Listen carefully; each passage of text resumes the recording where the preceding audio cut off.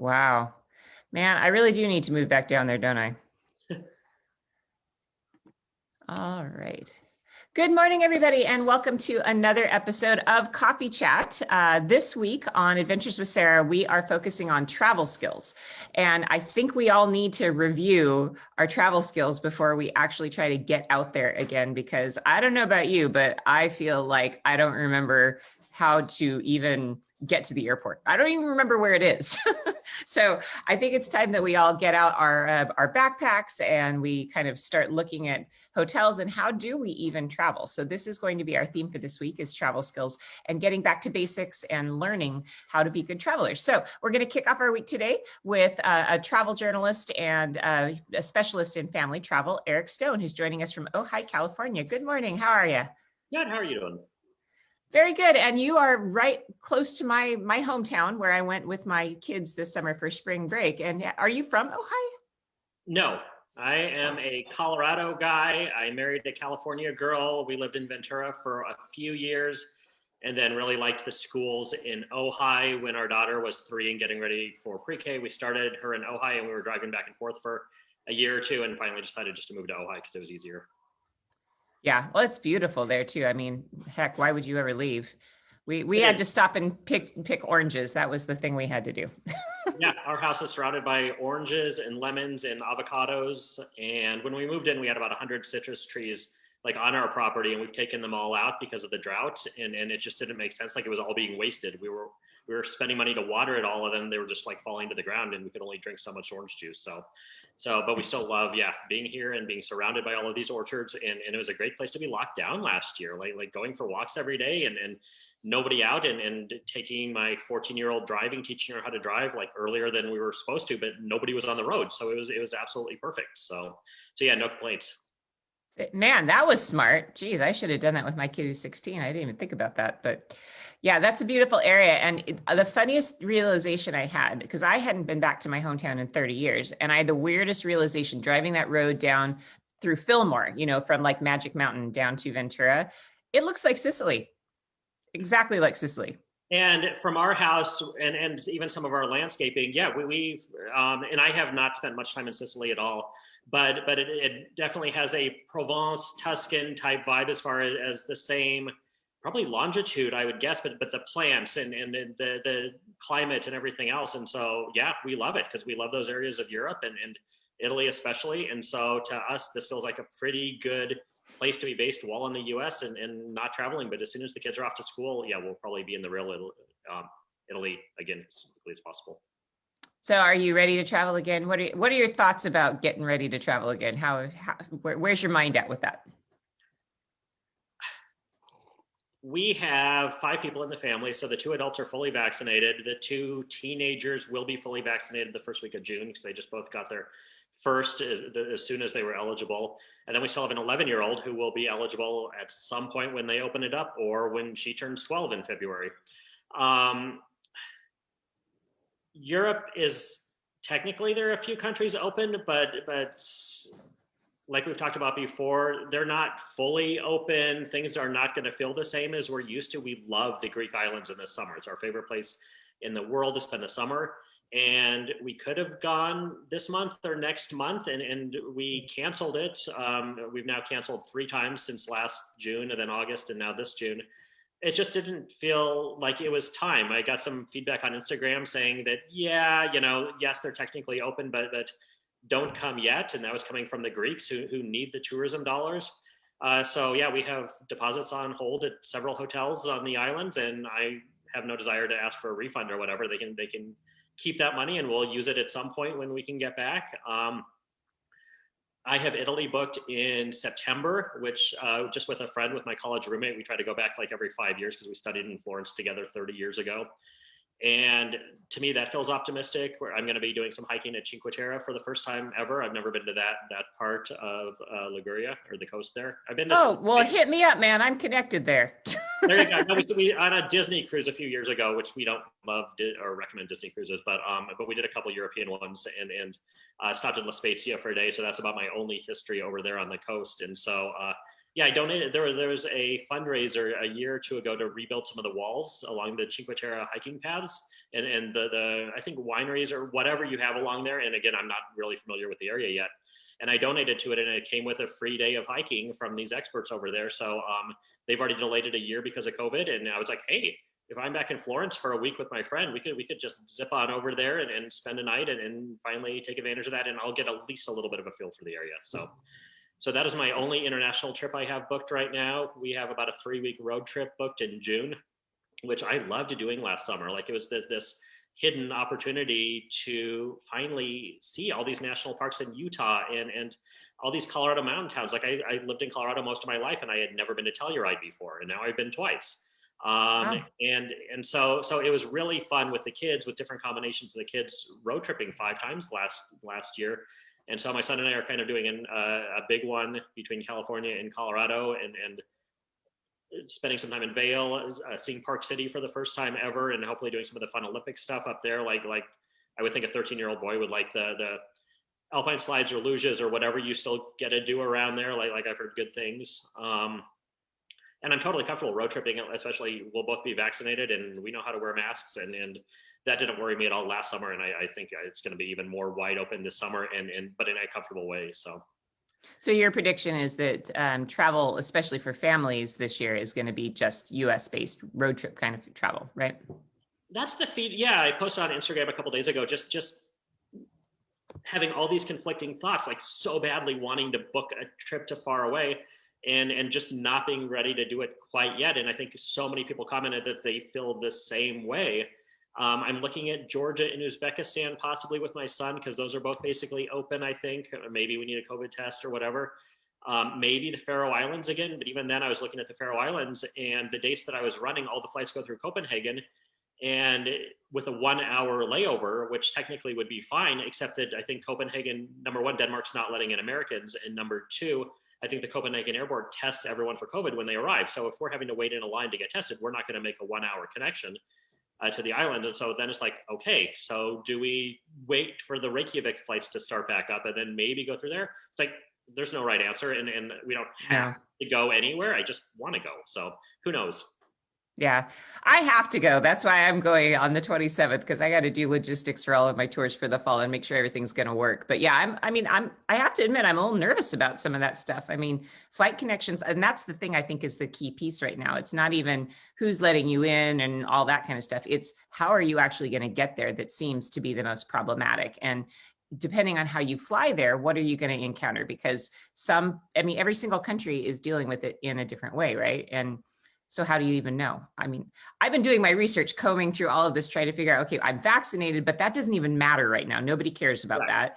So you have to do all these other hoops. I'm going to have to go get a PCR test before I even go to the airport, another one at the airport, another one when I land. And it's just like, how many swabs could I have stuck up my nose in 24 hours? I think that's going to be. All of that'll probably be changing in a couple of weeks and in a month or two or whatever. And maybe the US will stop requiring COVID tests if you're coming back and you're vaccinated.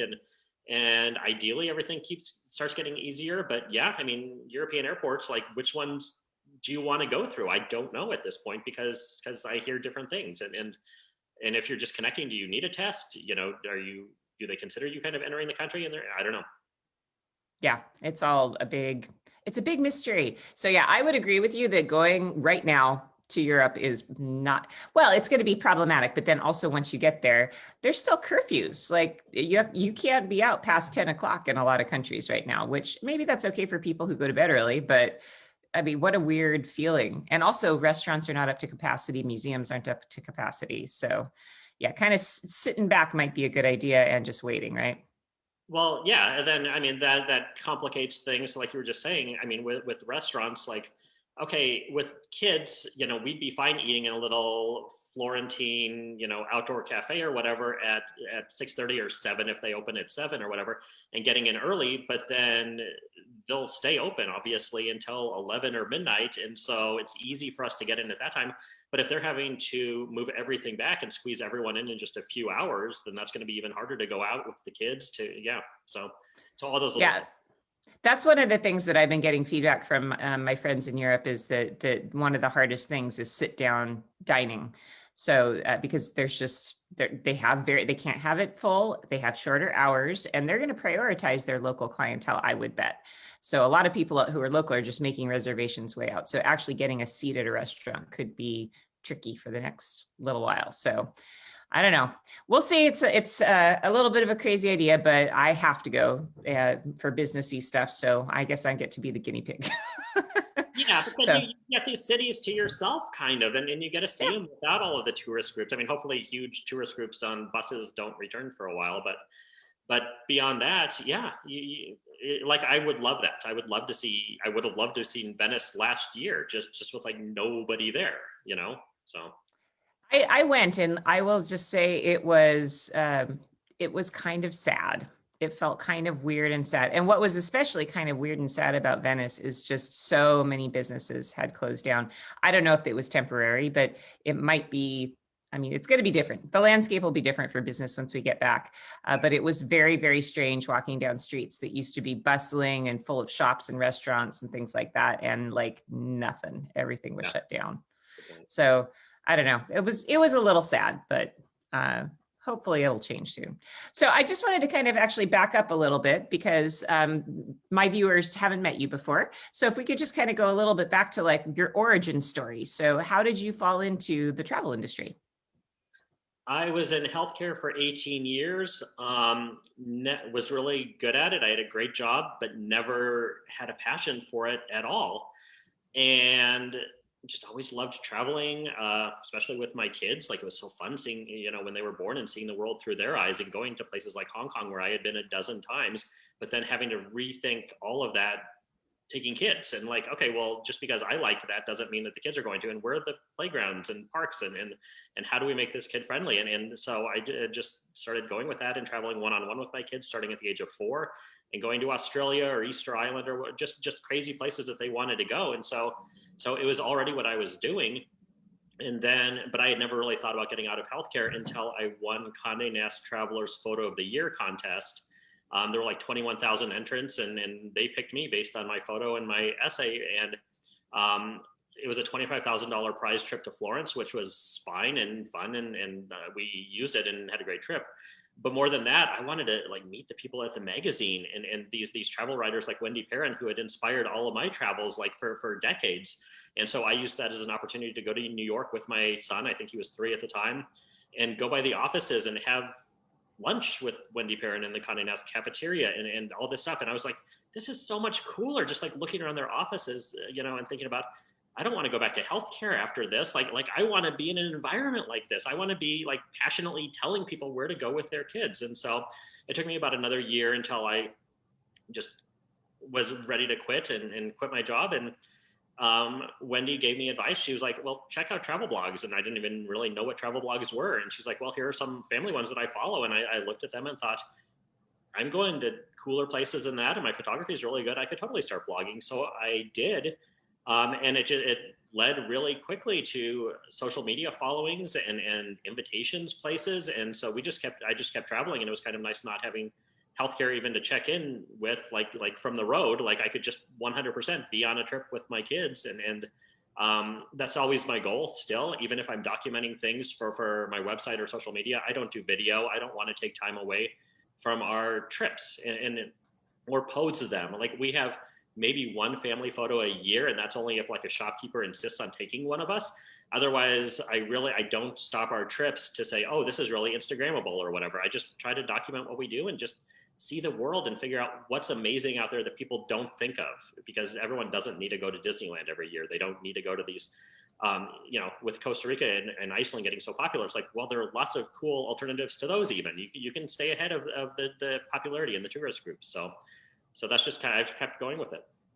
Well, and I love your attitude that kids can go everywhere, because I think a lot of people who have children, I mean, mine are 13 and 16, and I've been traveling with them since they were babies. And a lot of people think, oh, if you've got children, you should take them only to Disneyland, or you should take them, camping or whatever. But kids, I think especially if you start with them from a young age, they really take to travel and they just grow up to be, easygoing travelers. I think that's a really important thing to introduce personally.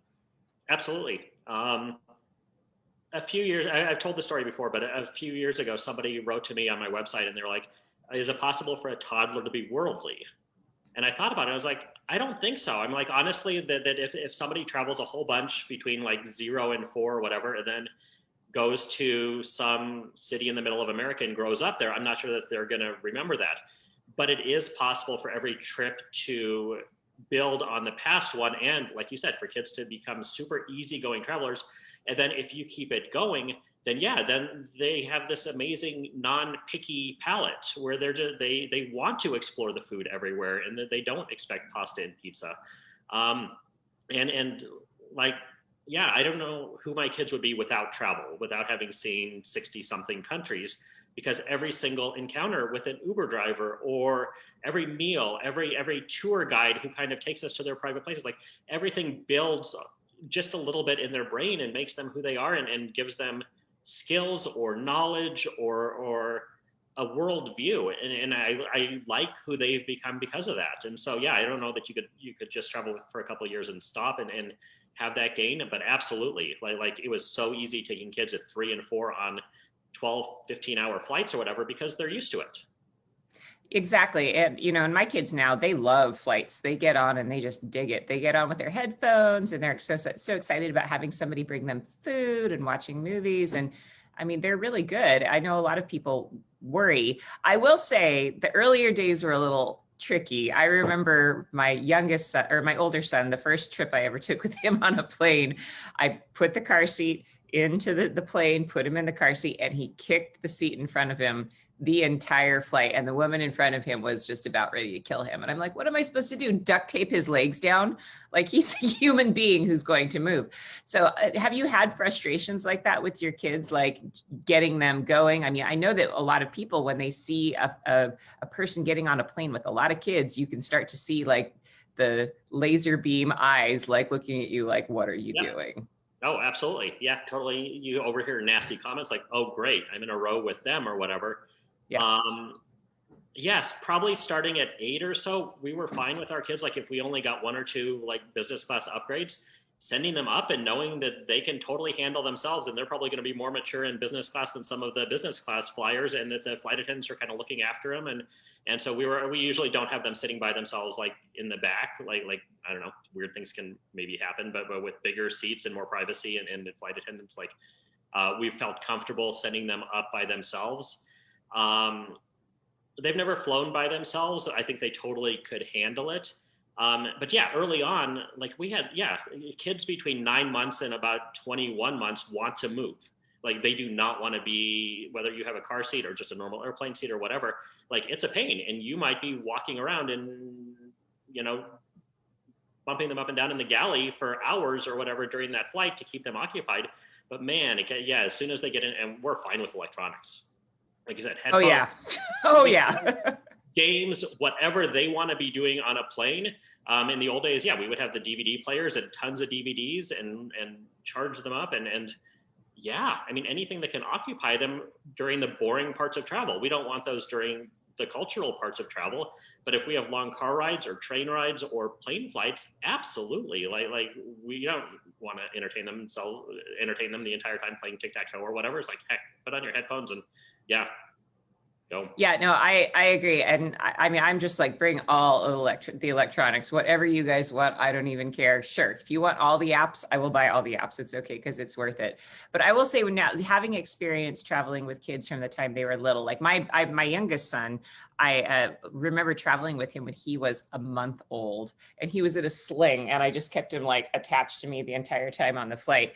And it actually was great. I think that when babies are real little, like before they're 9 months old, they're actually pretty good. They're pretty easy to deal with. But after that, I think that they definitely get to be a little bit more tricky once they actually can move around and have their own ideas about things. But yeah, I absolutely agree about the electronics. That's like, you got to do it. There's no choice at all. So when you're looking at putting together a trip with a family, what are the special kind of considerations that you can think of that would be different than if you were putting together a trip for yourself? Let's say you're going to Costa Rica. What are the top things on your mind, and how are you going to organize it to make sure that it's engaging for the kids? traveling with the kids, I mean, because I backpacked all over Europe and done the thing where you arrive at a city at 10 o'clock at night and just find a place to stay and stuff.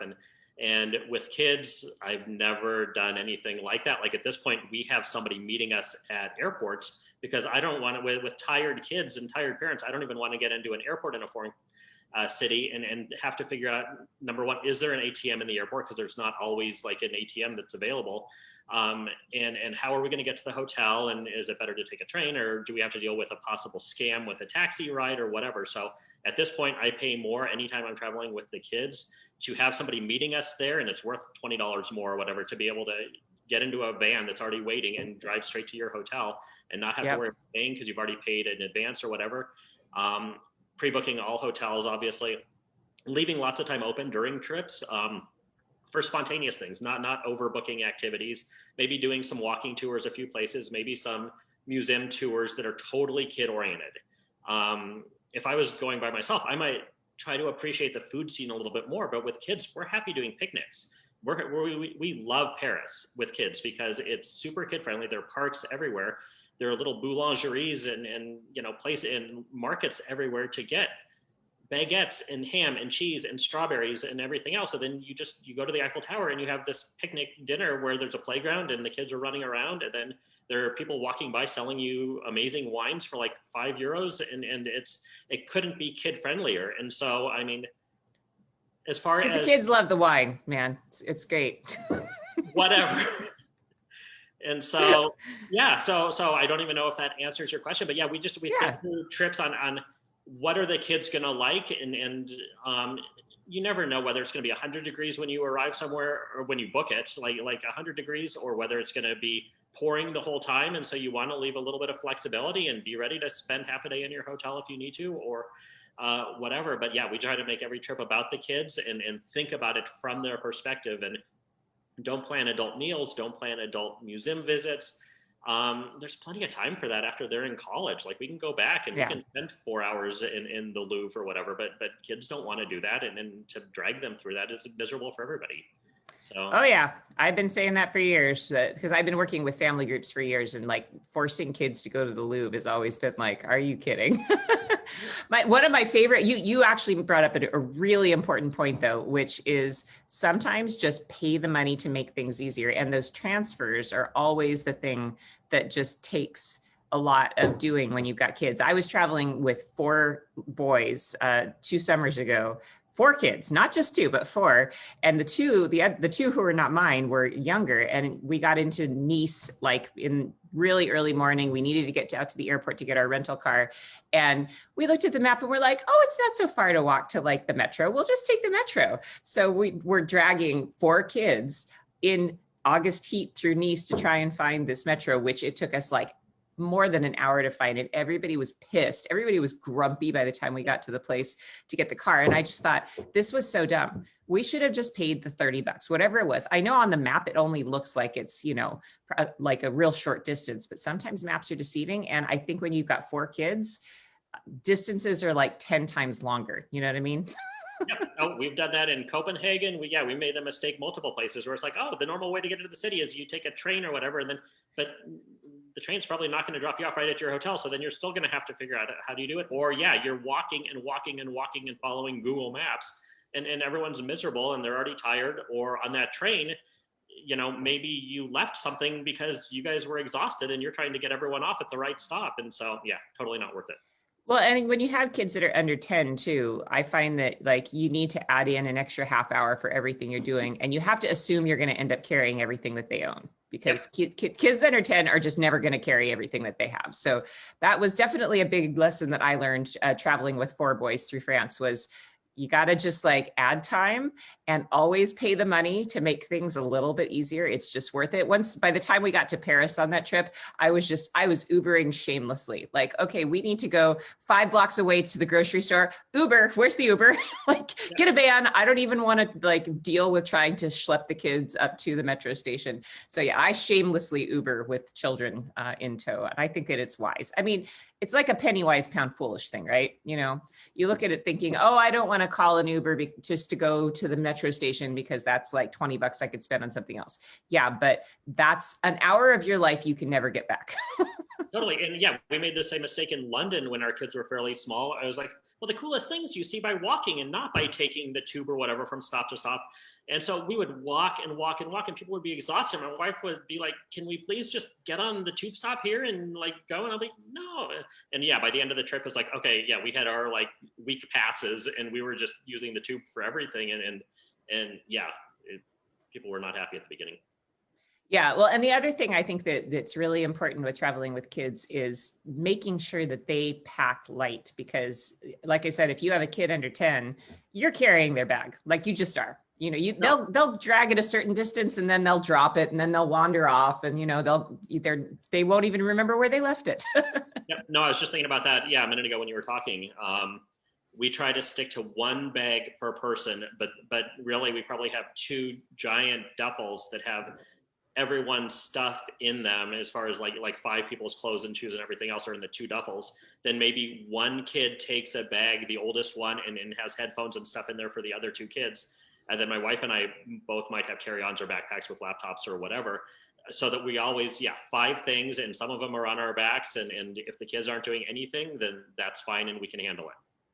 Yeah, I think that's important. You have to be able to carry everybody's stuff, not just your own. So I've gotten to, not to forget anything on a ferry, on a train, in a trunk or whatever. If you have 5 things and you're counting, it's like, okay, 1, 2, 3, 4, 5, done. Yeah. So it can just be chaos. The other thing I find hilarious is that, like, when you've got more than 2 children, you have 2 hands. Like, if you've got more than 2 and you walk into a grocery store or something in a foreign country, they're all gone. They all go in different directions, and you're like, oh, okay. There's only 2 of us. How do we round up that many children? Well, and the other hassle with that was arriving into LAX a couple of times and having 3 kids asleep, and us having stuff to carry off the plane, plus trying not to wake them up if we didn't have to. And yeah, you can't carry 3 kids and everything else. So then you have to wake up at least one and then somehow get them to walk off the plane and kind of keep up with you through the airport or whatever. But yeah, 2 kids, 2 sets of arms, you can do that. So. Yeah, well, it's I always think that people that have more than 2 kids are angels. So I think traveling with more than 2 kids is a lot of fun, but it's definitely chaos. Like, you have to be cool with rolling chaos, but it's also so rewarding. I have to say, my favorite part about traveling with kids is just the fact that they listen. And as a tour guide, when I have groups with families and children, I do my regular tours and I do history lectures and things like that. I never change my history talks, actually. When I have children on my tours, I don't change anything. I do the same talks. I treat them with the same respect and the same courtesy I treat adults. I talk to them the same way that I talk to adults, because I find that kids can take as much as you can throw at them. And if you're teaching in a way that's engaging for a child, that's what you should be doing for everybody. I mean, you need to be an engaging teacher as a tour guide. But what I find fascinating is that kids pay attention. Like, I'll do a tour. Let's give an example of the Louvre. Like, if I did a tour of the Louvre and I had, 15 adults with me, they'd enjoy it. And, they'd listen, and they'd, the next day they'd probably not really remember a ton of it, but they'd remember a feeling that they enjoyed that. The next day, if I do it with the kids could tell me everything. Oh yeah, remember that story you told us about the Nike of Samothrace? Could you tell me what kind of marble that was made out of? Like, kids are amazing that way. And that's what I really love as companions, because they are so, I would say almost every kid that I've ever traveled with in my groups has been like that. Just even the ones you don't expect it. The ones who you think, oh, you got your headphones all the time, you don't care about anything. If you take them to a magical place, they're going to get infected by the magic eventually, don't you think? Mm-hmm. Absolutely. Yeah. So I don't know. I always feel like what I appreciate about your approach is the same thing that I found, is that you shouldn't dumb things down. You shouldn't treat kids like you have to take them to theme parks. Like, a lot of people say, oh, if you take kids to Paris, you really just should take them to Disneyland Paris. No. Take kids wherever you want to go, because they're going to find that interesting, and maybe you'll see a different side of it that you hadn't seen before, right? Well, and Paris has so many cool things for kids. Yeah, we've never done Disneyland Paris, but God, I can't even remember it. But there's a great old-fashioned amusement park there that we've gone to multiple times. The Tuileries, yeah. and yeah, you don't even have to pay an entrance or whatever. You just pay for each ride or whatever. And they have boats and just, yeah, different things like that. Or there are carousels everywhere. Like Luxembourg Gardens has a great little playground and there's a carousel right there. Like you don't need to go to Disneyland Paris. So what are your top destinations with kids that you've been to? So you've been to, you said 60 countries? 62 with kids, yeah. Okay. So what were the most successful with kids? They all have their favorites. I think my favorite trip ever was with my daughter when she was 7 or 8. And we went down to Brazil, to the Amazon rainforest. And I had never been to Brazil before, and they had just opened up the visa process. And now as Americans, I don't think you even need a visa. Flew into Manaus and then met up with a small group, traveled from Manaus out to the Rio Negro. And we were on the river on kind of a little houseboat type thing with 14 people total for a week. And it was amazing because no cell connectivity at all, no internet. Stunning stars at night.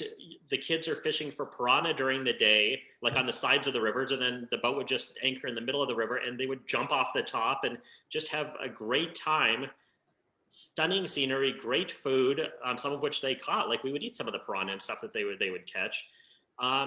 It ended at a jungle lodge in the middle of nowhere that was just amazing. And it was so cool and just getting away from it all and unplugging and such a cool place to be because the Amazon was kid friendly. We go on these hikes through these abandoned rubber plantations and stuff, and it was just fun.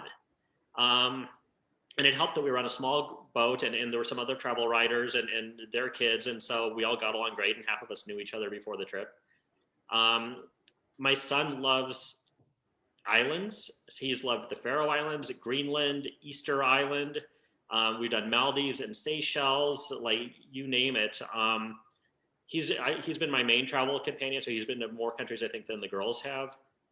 But yeah, and he loves Singapore. The way his mind works, like he loves how orderly and safe and clean Singapore is. Like that's totally his vibe. My daughter that I went to Brazil with loves Tokyo and Japan and Kyoto, and just loves the dichotomy and this serious culture, but the anime and the skyscrapers and then huge parks and just all of this. Like she is in her element. If we spend a week in Tokyo, like she just loves everything about it. And we've gotten so comfortable walking into little restaurants that have no English and maybe a couple of pictures of their food on the window, and just knowing that even if they don't speak any English inside, like we'll get something good and we'll figure out how to pay and everything else. Like it's intimidating, but once you get past that, it's amazing. My other daughter always really liked Bali and Australia, wildlife, but she's 15 now and she doesn't want to travel anymore. Like she's totally opting out of any one-on-one travel for now. Yeah, she'd rather be at home. She'd rather be with her friends or whatever, and that's fine. We're not going to make the kids travel. I mean, if maybe we do a family trip or two a year, but this year it's uncertain anyways, and so we're not going to force her to go. So if we travel, it'll be me with one or two of the kids or my wife with one or two of the kids or whatever, and we'll let her stay home because we're not going to drag her around if she's so in teenager land. So it's all good. Yeah, I guess I can understand that. The first time I ever went to Europe when I was a kid, I was 11 or 10 or 11. On my 11th birthday, I cried because I wanted to be home with my friends. It's like, I'm in Paris on my 11th birthday. This is the worst thing ever. My youngest daughter has her birthday on February 22nd, and that happens to be our school's winter break every year. So every year she's been in Mexico, Costa Rica, Africa. She flew from Kenya to Tanzania one time on her birthday, and had Maasai like singing to her. She had where else? Bora Bora, several places around the world, and she hated it.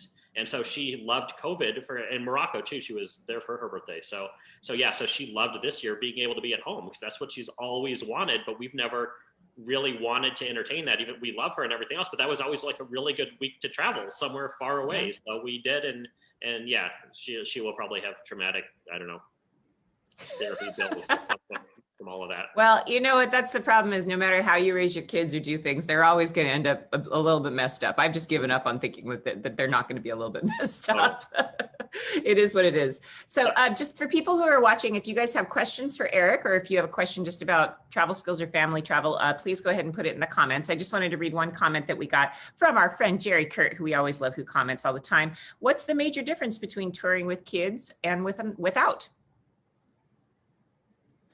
With kids, like I said, I want to see the trip through their eyes before we go, to let them do the planning, to let them figure out what they're going to want to do. Otherwise, it's similar, other than those really non-kid friendly things like 3 hour European meals and long museum visits and stuff like that. Maybe less culture, probably definitely more playgrounds and parks and picnics. Otherwise, yeah, you never know what's going to totally engage your kid before you go to a destination. And I try not to, like I said, to over plan or anything. So yeah, I think just thinking through the trip from the kid's perspective, not having some downtime, building in downtime, especially like on super hot days, like where as parents you might be fine still exploring Paris. Kids don't want to be doing that if they're just sweating or whatever. So yeah.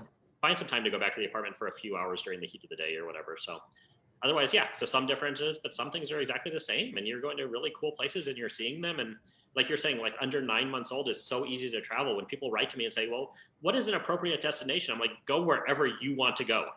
And fast, go now. Don't delay. Whatever's on top of your list, go, because they have kids there. Like wherever you're going to go in the world, they already have kids, and they're going to be fine with your kid, and you can't pick an adult only resort or whatever. But beyond that, just go and knock things off your bucket list now. And if you want to go hike the Great Wall for a day, do it, because you easily can. You're a parent in the US and you're going to be a parent in China just the same, and you can handle it. Yeah, no, I agree. I mean, being fearless about taking your kids, I think it's really critical. I also find that when planning events for like in your daily activities, it's so important to consider the interactivity of what you're doing. Because, for example, like you said, oh, the 3-hour European meal doesn't work for kids. Absolutely not, unless you have a whole lot of videos on their phone or a good game or something. But I always feel like that's so rude, The best meals that I've had, like when we had the 4 kids in Chamonix, we went out for raclette and for fondue. They had a hoot. That was so much fun because it was something they could do. It was kinetic. Like, oh, you don't just eat your food. No, you have to stir, and there were rules, and we made it kind of a game. I've done cooking classes with my kids, and kids love it when they can actually be in the mix and doing something. But if they're supposed to just sit and be polite, nah, that's not going to work. Yeah, no, we didn't talk cooking classes, but yeah, no, we love doing cooking classes everywhere. We've made chocolate in outside of Pisa at Amadei, and we did chocolate making in Venice as well. We've done pasta making all over the place, Venice, Florence, wherever. We made dumplings in South Korea, in Taipei, I think. My son did a kid-only one in Thailand. Yeah, all over the world, and some of the things we still make at home, but they're all interactive and they're all fun and they're all really good meals at the end. So yeah, no, they really are. I think that's a really good thing, is doing like some kind of cooking thing. And also, I loved taking kids to parks when my kids were a little bit smaller, because what was really fun is you just, kids, they find friends. Like, they don't have to speak the same language. It doesn't matter. If there's a soccer ball and you just toss your kid out in the middle of the park, they're going to make friends. But what was, I thought, especially fun is sitting and just kind of like chatting with the other moms. Like the other moms, oh yeah, your kid's playing with our kids. Okay, so come on and sit with us. And I found that that's a really fun way that you think, oh crap, I'm going to have to take an hour out of my day to go sit in a park to let the kid run off the energy. But, you have to look at that from a different point of view, and not like, oh, this is a downer. Actually, no, it's an opportunity for you to become a local parent. And, one of the times I did this, I was with my son in Taormina, and he's playing soccer, and I'm sitting on the bench with all the moms, and the mom pulls out her bag full of snacks, just like I would have done at any park. And she just hands me a snack. She calls my son over, hands him a snack. And you just suddenly are a part of the local culture in a way that maybe you weren't. And I don't know if you felt that. Have you felt that bringing kids actually gives you more of an entree into a culture than you would have otherwise?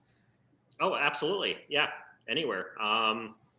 Yeah. I remember when my daughter was 5, and I took her to Hong Kong, just the two of us. And we found a playground up on top of Victoria Peak. And yeah, she just started playing with this little girl, I think from the Philippines there. And they played for like an hour. And I talked to the girl's parents all about their life in Dubai and the Philippines and just everything. It was so educational and for me. And yeah, so it wasn't super like jumping into Chinese culture that time, but yeah. When we went to the Faroe Islands, we took a soccer ball, and then we discovered that every tiny little village in the Faroe Islands has a soccer pitch or a mini soccer pitch. And so we went everywhere, and sometimes there'd be other people that he could kick it around with, and a lot of times it was just the two of us. We went to the National Stadium, even is like wide open because it's the Faroe Islands and there's hardly any tourists, and you can just go and park at the National Stadium. And we went inside and just kicked the soccer ball around, and so it was really fun just on that local level. Yeah, totally not touristy or anything. So.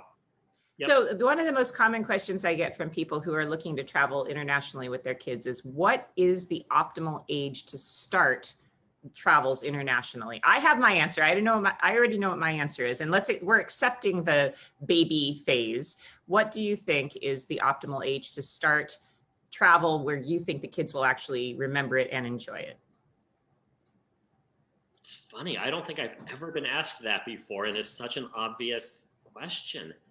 I would say 21 months, right at the end of that phase where kids are difficult on a plane. I mean, because we took all three of ours to Europe under one and took my son, I think at 11 months to a wedding in Portugal. So it's all doable. It's just that those flights can be a hassle. And yeah, kids won't remember anything from their first couple of years, but it all, like we talked about, it all builds on itself and makes it every subsequent trip easier. I think if I had to pick, I would say, yeah, 21 to 24 months to start then and just to keep going.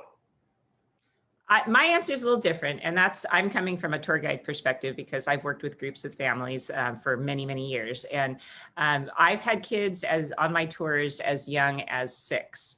And I personally think that if you're going to do traveling with kids, I aim for 8 years old. I think 8 years old is the most beautiful moment to introduce them to international travel because they are past the squirrely stage. I think that between 6 and 8, kids are a little bit too kind of all over the place. And I think you as a parent expend so much of your energy just trying to deal with their energy.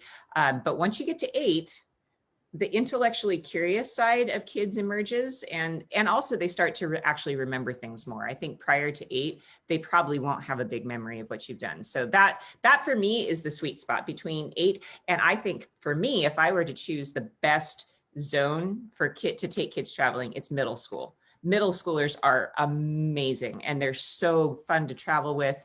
They're so wacky because their hormones are going all over the place, but they're kids for sure, but they also have more of an attention span and they are also very eager to be treated like adults, I don't disagree with any of that.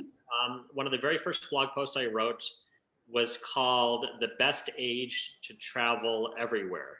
And I went through each continent in different places and what I would recommend for a perfect age.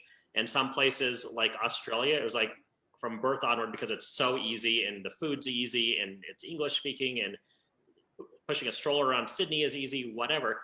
But for South America, for Asia, for some more cultural destinations, I said anywhere between 6 and 8.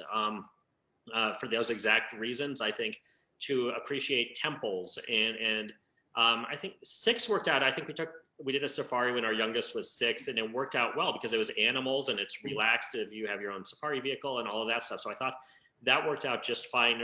But for more cultural things, totally agree between 6 and 8. And the very first trip that I ever wanted to do with my daughter was when she was 2.5 and she came home from school and wanted to go to Antarctica. And so I called National Geographic and I literally asked, what's the best age? Because I want to take my daughter. And they're like 8. I said, wait until you. And so we did. Yep. And the week after she turned 8, I took her down to Antarctica. And it was perfect because she could entertain herself on the boat. She totally knew where she was in the world. She was great. I mean, she was the one who wasn't sinking into the snow because all the adults were so heavy. Like we would fall through it during our little penguin hikes. And so she was there were only a few kids on our boat, but she would have snowball fights with them and do snow angels. And it really was really good advice from National Geographic that 8 was perfect for Antarctica. So. That's interesting that they've confirmed that because I mean, this is like 15 years of me doing these family tours and I've just made the same observations over and over again that less than 8, it's a little bit lost on them. I mean, it's fine. They'll still have fun, but the parents end up spending when you do preschoolers to early elementary, I think that you expend so much of your energy caring for them. It's maybe not as much in it for you, I guess. But from 8 onwards, man, they're so cool and they can do so much and they're so interested and they ask good questions and they're more engaged than most adults that travel with me. And I love working with kids. Honestly, I love doing the family tours because it's so stinking funny, because even places I've been to a million times, I go to Notre Dame, for example, I'm doing a tour in front of Notre Dame talking about this, that. Kids will ask the best questions. Like they're really listening and they're going to say, hey, there's that weird gargoyle up there that's in a different position than you said gargoyle should be in. Like, why is that? And you're like, I don't know. You know, I've been punked by kids more than once asking questions that I'm like, huh, I didn't think of it that way, you know. But here's the other observation I made though. Okay, so we've established that 8 is a great age, right? Middle school is fantastic. They are hilarious. 13's a little odd because 13-year-olds, especially if they're in a group, nobody wants to talk. 13's when it's getting a little weird. Early high school's good, but once they hit 16, it's like, you lost them. I mean, you can take them places, but they're going to be real concerned about like what's going on Instagram or Discord or something like that. And they're going to be, if you don't take their phone away from them, they're probably not going to be seeing or they're worried about like, oh, I'm missing out on, you know, prom, or I should be at this like high school sport or whatever. I've just noticed that. And I'm not talking about my kids. I'm talking about like other people's kids that I've worked with. I feel like you really start to lose kids between 16 and 18. What do you think? Our oldest is 15, but I'm already seeing that. So absolutely. Starting at the age of 4, I let all of my kids choose any destination in the world every year for a one-on-one trip with me. And so that's how we've gotten to Antarctica and Easter Island and all the Faroe Islands, Greenland, all these crazy places that I would have loved to have gone to, but it weren't high on my list. And the kids were like, yeah, I want to go there. And I'm like, okay, cool, we'll do it. But at the age of 10, my first daughter chose an around the world trip because I had never gone around the world in one itinerary, and she couldn't really decide on one destination. She wanted to go to a bunch of different places. I was like, let's just tie them together and fly west to east all the way around the world and do them over a course of 2 weeks or whatever. And it was a little bit too fast, but she was great. At 10, everywhere we went, I think that trip, it was Orlando, LA to Orlando to Paris to Dubai to Oman to Borobudur, Indonesia to Bali to Sydney and then back to LA. And she was amazing. And it was such a fun trip, and not thinking about Paris as a once in a lifetime destination, but like, hey, we have one night there. Let's just fly in and have fun and then move on to Dubai. And then tomorrow night we're in Dubai. And like I said, it was a tiny bit too fast. And I learned from that I wanted at least 2 nights each place. But it was amazing. So then when my son was 10, I did the same thing with him. I'm like, hey, design an around the world trip. And so he did LA to Copenhagen and then back to Greenland. And then we had to go through Copenhagen again to get down to the Seychelles, Abu Dhabi. He wanted to go to Mumbai to see Gandhi's house because he had studied about Gandhi in school, and then finished in Singapore because it's his favorite place, and then back. And that was 2.5 weeks. And yeah, he was an amazing, such a fun travel companion at 10. Elementary school is good because kids don't miss anything. Starting with middle school and high school, our kids have been much more reluctant to even miss one day of school, whether it's because of social things, whether they feel they're going to drop behind. And our teachers have always been super supportive, like take the kids anywhere you want, anytime you want, and we'll make sure they don't fall behind because that's an amazing opportunity. And so we have, but yeah, the kids have been really paranoid about missing anything in middle school. So from that perspective, elementary was when we were willing to do African safaris and take them out for an extra week just to fully take advantage of a 1 week break that already exists, turn it into 2 or whatever. So. Yeah. Oh, absolutely. I think that it's so much easier to take them out of school when they're little. Like my son's 16 and he can't, I mean, it's almost good we had the pandemic because I really shouldn't have taken him out of school this past year because he needs to be focused on the grades and on applying to colleges and all that kind of stuff. So it does get complicated. So you're kind of stuck with summers and vacations, which is a little limiting for certain destinations. We have a really good question from a viewer, which is, with teenagers, how much freedom do you give them to do things on their own? And I love this question because I live in Seattle, which, you know, it's not that it's a dangerous city, but it's the big city. I mean, I live 6 minutes from the center of downtown Seattle. So for me, like to send my kids on their bicycles to the grocery store where I live makes me feel anxious. Like I don't even like doing that. Like that makes me nervous. But when I am with them traveling, oh, with impunity, I'm sending them off to do things. Bangkok, sure. Here, take $10, go down the street and buy like buy some, you know, tea and come back to me later. I love giving kids freedom when I travel. Do you feel the same way, that it's like everywhere I've been, I feel safer letting the kids go explore for maybe a half hour, an hour on their own than I do here? Yep. And starting with really little kids, like 1, 3, and 5, we did a Disney Mediterranean cruise. And then another one 2 years later, then another one 2 years later. I think one Mediterranean, one kind of Aegean, and then one up in Northern Europe, up the coast of Norway and Iceland and Scotland and to Dover. And on those cruise ships are amazing because like kids can, even at young ages, be as free as they want to be because they can't really get lost, or the staff will find you if they get lost. So that was a really easy way with small kids to introduce them to some freedom that they really liked, or sure, go get ice cream and just come back. Greek islands, it's one of the reasons that we've always liked going there in the summers because, yeah, again, even when we maybe 10, 8, and 6, we were fine with the kids taking a few euros and going and finding a store and buying cat food and then going around and finding the feral cats and feeding them or whatever. Like they loved doing that. And it's an island and they already know the town and they know their different landmarks and the restaurants or whatever. They can find their way back to the hotel. So we were always totally comfortable with that. I will say that at, I don't know how old she was, 8 or 9, we had an apartment kind of near the Eiffel Tower for a month. And I was getting work done and and my wife and 2 kids were over at the playground near the Eiffel Tower. And I did not hear my daughter leave. She was hanging out with me and getting stuff done or whatever. And then she decided on her own that she could go and find the playground because we had done it a few times or whatever. And so I didn't hear her leave. So she took the elevator down 4 flights or whatever, walked over, got to the Eiffel Tower, got turned around, couldn't remember where the playground was. This American couple came up to her and she started crying. So then they called the police and the police came or whatever. And meanwhile, I had figured out that she was missing. I like ran all the way to the playground. My wife hadn't seen her or whatever. We were like running all around the Champ de Mars, like looking for her. Finally came back to the apartment and she was sitting there with the police. She knew how to get back to the apartment and she had let them in the gate or whatever. And so I now have a police report somewhere in Paris with my name on it because I was the guy who let his daughter get out and get lost. But that was an anomaly. Like in general, yes, we've wanted our kids to have freedom and Greek islands are super easy, but yeah, even other places, it's like, yeah, it's good for them, obviously.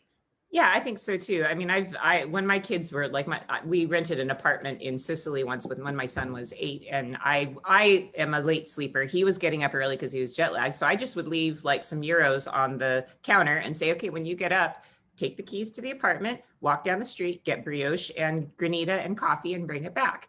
And that's something he still talks about. He's 16 and he still talks about how exciting that was, and there was a little like store across the street, a little alimentari. And I sent him over there one day to do shopping. And then when we were in Arles a couple of years ago with the 4 kids, we gave each of the kids 5 euros and just said, all right, we're going to meet right back here. You guys have 15, 20 minutes. Go buy something to contribute to dinner, and then let them go. And it was a little bit like, okay, are they all going to come back? But, each of them my kids have cell phones. The other kids, they did have one cell phone between them. And it's like, okay, if nothing else, this is my tip for parents. If nothing else, get a Sharpie and write your phone number on their wrist. Yep.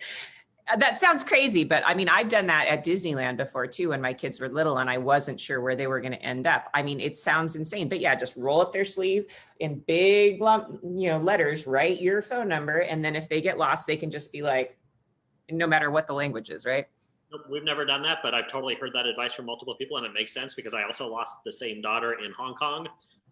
In Ocean Park or whatever, we got separated, like just a crazy, weird sequence of events came together and lost her for like 15 minutes and finally found her. And yeah, it would have been great for her to have my number because a really nice Chinese family found her and they just comforted her or whatever until I finally came upon them. So yeah, the number thing is brilliant. And then, yeah, we got all of our kids' cell phones probably earlier than we needed to, somewhere around 10, and got them cell coverage, especially with T-Mobile, where it's free overseas, and they have full data and keep calling, and find my iPhone. So yeah, we could locate them if we really had to at this point. Yeah, yeah. But I also just think that when I'm in foreign places, especially small towns, I just feel more comfortable saying, sure, if you guys want to go walk down to the piazza and hang out or whatever. I mean, I'm way more comfortable and way more relaxed outside of the United States. Isn't that weird? Absolutely, same thing. Yeah. And I also think that people in foreign countries also feel a communal responsibility for children. So if I'm sending my kids down to the corner store when I'm, in Vietnam or something like that, I feel like there's going to be enough eyes on the street watching them. Like, and if they happen to get in trouble or run into trouble, I just feel like the community would just zoom in and help them somehow. Maybe I'm imagining that, but that's my sense. I would have the exact same assumption. I don't know. Yeah. So where's next? I mean, so you're going to you said you're going to go to Italy, but for family travel, what are you thinking for, I mean, I'm assuming you're thinking in 2022 at this point, right? Who knows? As far, I always have my travel wish list. I have places on it like Georgia, Uzbekistan, Silk Road, Namibia. I've never seen the Northern Lights, even in like 97 countries that I've been to. Like there's some things that I definitely want to do, but the kids are still around. So it'll still be them. My 10-year-old was going to do, my youngest daughter was 10 last year. So she was going to do her around the world trip, and we had sketched it out to Greece and to Edinburgh, which I've never been to. And a few other places, I think Malaysia. She had her reasons for selecting a bunch of really cool different places around the world. And so maybe we replan that next year and do that. Maybe we finally, just as a family, decide, that my oldest wants to go too, and we go back to Africa. Like literally, if COVID starts going away, it could be literally anywhere. We could be back in the Faroe Islands this summer or next summer because we loved it. Definitely Europe. My wife mentioned that my daughter was kind of interested in a fashion class in Paris next summer. So it was just this passing comment of my daughter saying, "Oh, I was looking at the School of Design, and they have this 1 month like this kind of summer camp in fashion." And so I was like, "Okay, well, when is it?" And my wife's like, "Hold on, like it's just, it may or may not happen." I'm like, "But I want to find an Airbnb now and like find a great place." And I literally, my wife didn't even know it, but I went to my computer. I figured out exactly what school she was talking about. I figured out what their location was. I looked at VRBO and Airbnb for that area, and I was like, "Oh my gosh, that one would be perfect." But I couldn't buy it without my wife thinking that I was just totally a lunatic. But yeah, the thought of spending a month in Paris next summer is amazing. Yeah, I'm thinking about the same thing actually, because my son is doing the IB and I want him to get ahead. So I thought it'd be great to find a language school. And I think that if you do a month of full immersion, it counts as either a semester or a full year. I can't remember, but there are language opportunities like that for kids where they can actually get way ahead in school. Okay, yeah, we have a French family down in Provence. And so my daughter, as a freshman in high school, has been learning French because she really wants to be able to communicate with the little kids that don't even speak English yet. I shouldn't say don't even, because they are under no obligation to speak English. But yeah, she wants to speak with them. And then my son, I think when he's a freshman next year, is going to be doing French as well. So I think it would be great to go to Paris and hopefully get them a little bit of that immersion. But if she wants to maybe jump into fashion in her life or whatever, yeah, get her that experience. And I just want to be in Paris for a month.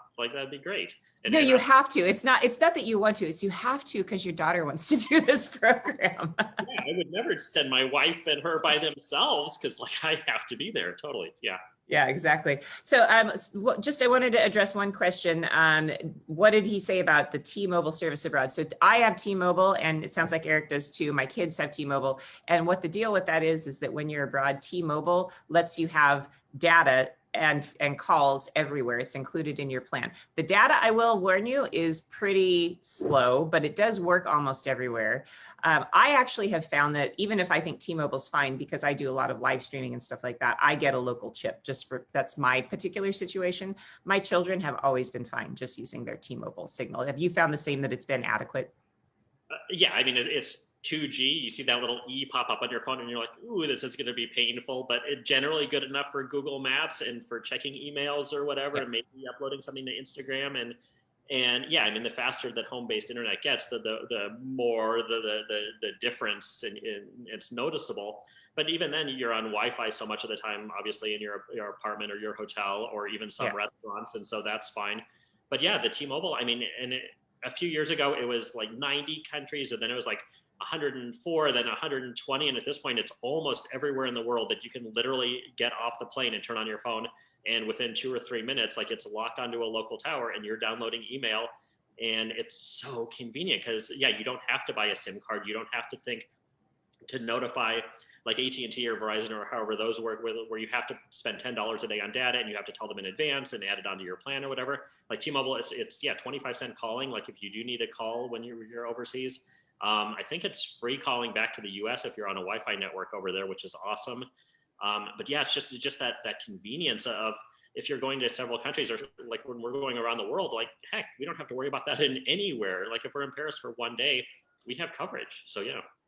Yeah, and you can also with T-Mobile broadcast your signal too. So like if you're traveling with somebody that isn't getting a signal, then I've done that with friends of mine who've been traveling who didn't have T-Mobile. I've just broadcast my signal over to them. So it does work. Like I said, it's slow. You can pay to bump it up, but it's always been a little bit like, this is only slightly better than bad. But it's better than nothing. And you can get WhatsApp, you can do all of your messaging. So that's a really good point for bringing up. Thanks for bringing that up. And I just have one more question because we've burned up an hour too quickly. It's been great talking to you, but I do have one silly question. I'm just curious, where's the worst place you've taken your children? What's a place you would never take your kids back to? Wow. Okay. So obviously we didn't talk in advance. I have no idea. Like, let me think.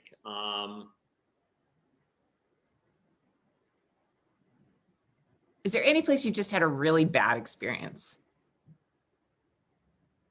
I honestly can't think of any. Like I wish I had some really fun trip. Like I've had miserable experiences as a solo traveler, like in Peru.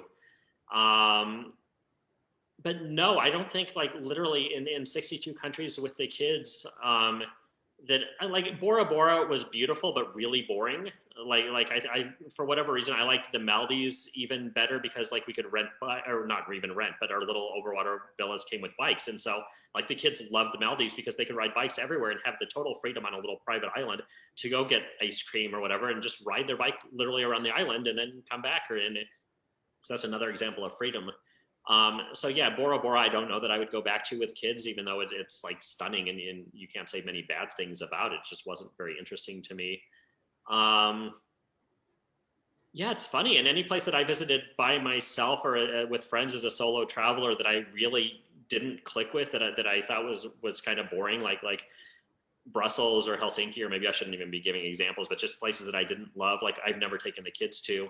I guess one place is Buenos Aires that I took two of my kids to that I didn't love, that the kids didn't love. That I think it was my daughter when we went to Antarctica the first time that we stopped in Buenos Aires for a few days. And it's a difficult city, at least I found it was, because it wasn't public transportation. And so if you want to go to an area like you're in Recoleta or whatever you want to go to, La Boca, it's maybe an hour in traffic to get over there in a taxi. And so compared to like Santiago, Chile, which is nearby, but there's a great metro, so it's super easy to get around. Buenos Aires, I just never clicked with. I mean, the food's amazing, but as far as getting around, I remember lots of trash, lots of graffiti, lots of things that are like that kind of in the back of your head, like, oh, the people here don't really care about their city, so why should I?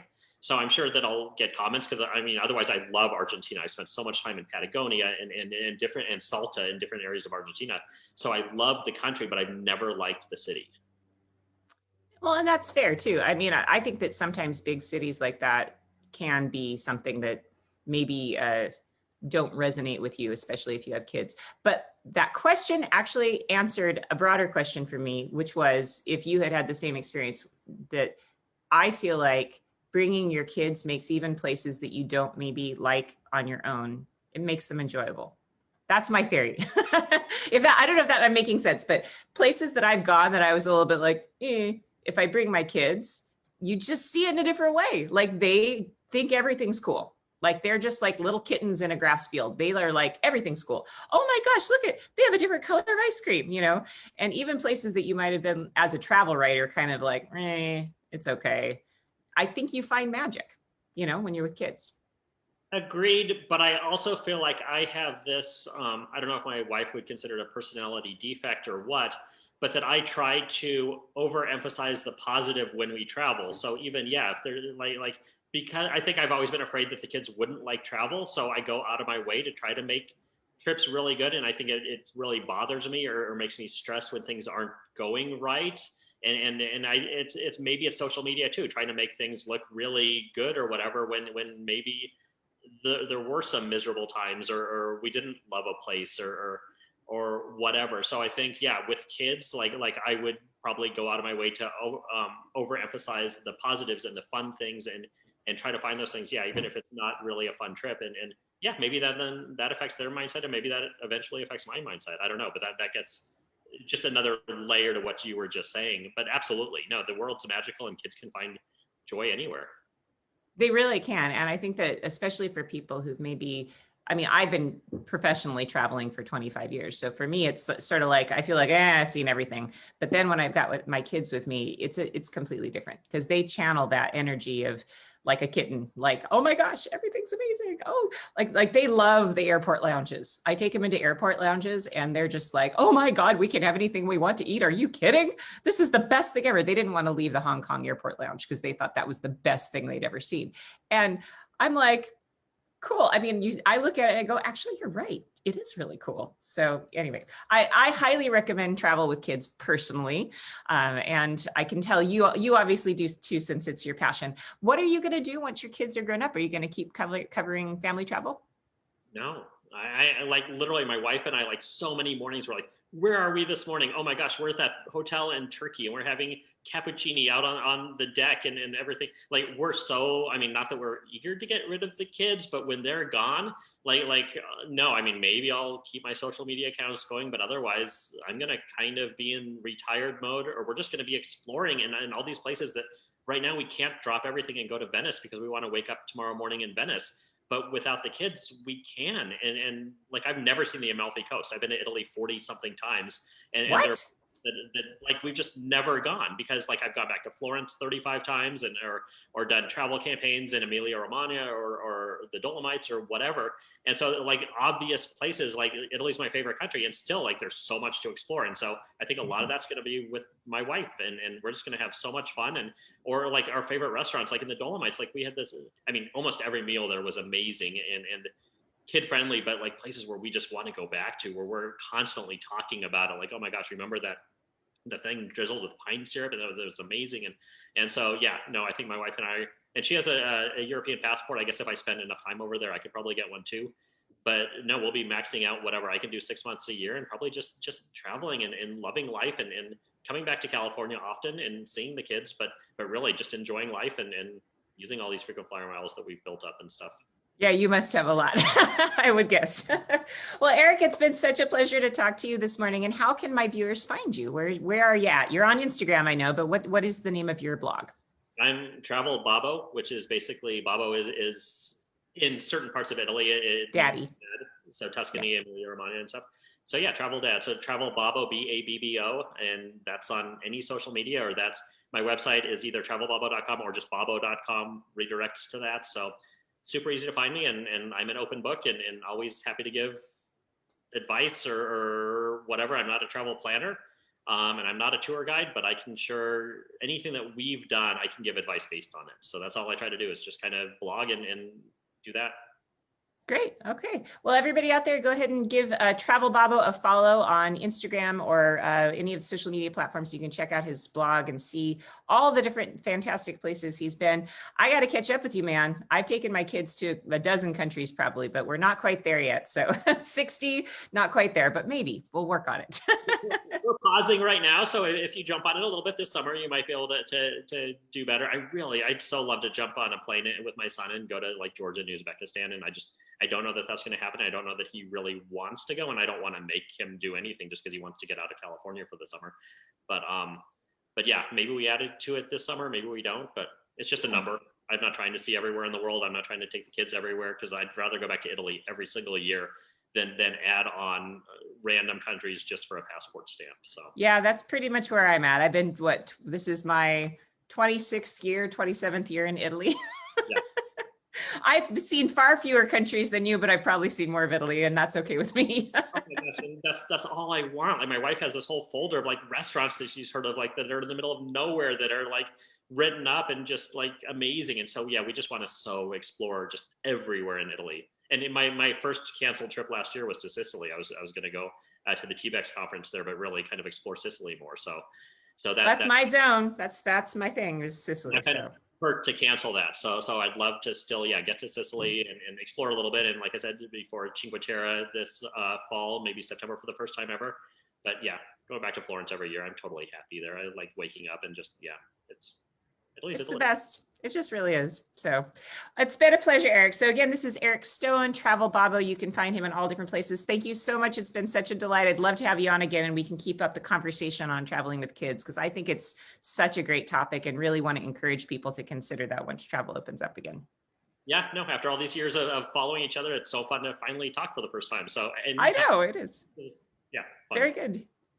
I would love to do that. Let's collaborate again. Okay, thanks everybody. So Travel Skills Week is going to continue. Tomorrow I'm going to be talking to my friend Lisa Friend, who's going to talk to us about great strategies for booking the best hotels. So that's tomorrow evening, cocktail hour. Bring your Negroni, and we'll see you guys at 6 p.m.